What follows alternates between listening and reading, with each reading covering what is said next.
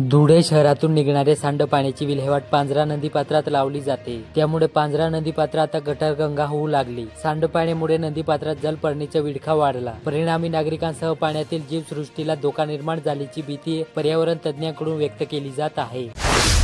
ST महामंडळाच्या धुळे विभागाने माहे-एप्रिल या महिन्यात सर्वाधिक 5 कोटी रुपयांचा नफा मिळवून राज्यात प्रथम क्रमांक पटकाविला। महाराष्ट्र राज्य मार्ग परिवहन महामंडळाला एप्रिल महिन्यात एकूण 93 कोटी 56 लाखाचा नफा प्राप्त झाला। त्यात सर्वाधिक नफा मिळवण्यात धुळे विभागाची मोलाची कामगिरी ठरली।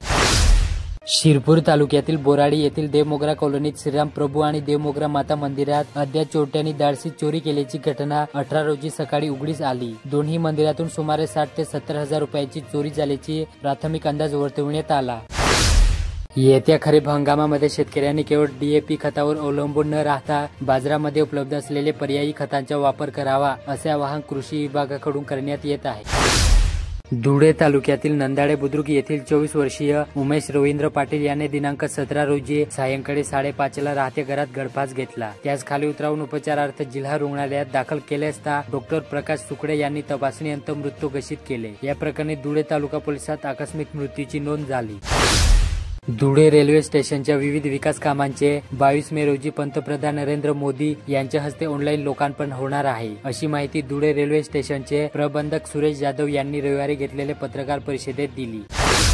शिरपूर तालुक्यात आयुष्यात पुढे जाऊन यश मिळवायचे असेल तर कठोर परिश्रमाशिवाय पर्याय नाही। आज जगात स्पर्धा प्रचंड वाढत आहे। आपण ग्रामीण भागात राहतो असा न्यूनगंड मनातून काढून टाका। शिक्षण घेताना आत्मविश्वास महत्त्वपूर्ण आहे। तसेच या वर्षीपासून आपल्या सर्व शाखांमध्ये निवड परीक्षा होणार। त्यात गुणवत्तापूर्ण विद्यार्थ्यांना फ्री मध्ये सवलत मिळणार आहे। त्यामुळे ग्रामीण भागातील विद्यार्थ्यांनी याचा फायदा घेऊन चांगले करिअर घडवावे, असे आवाहन किसान विद्या प्रसारक संस्थेचे अध्यक्ष डॉक्टर तुषार रंधे यांनी केले।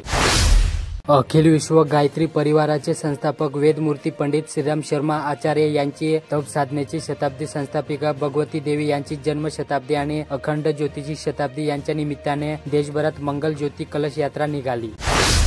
साक्री तालुक्यातील ग्रामीण भागातील रस्त्यावरील फाट्यांवर प्रवासी निवारा नसल्याने प्रवाशांची गैरसोय वाढत आहे। ऊन अवकाळी पाऊस असल्याने प्रवासी निवाराच नसल्याने प्रवाशांचे हाल होत आहे। प्रवाशांना उघड्यावर उभे राहून बसची वाट पाहावी लागत आहे। त्यामुळे बांधकाम विभागाने प्रवाशांच्या समस्येकडे लक्ष देऊन प्रवासी निवारे बांधावे, अशी मागणी आहे।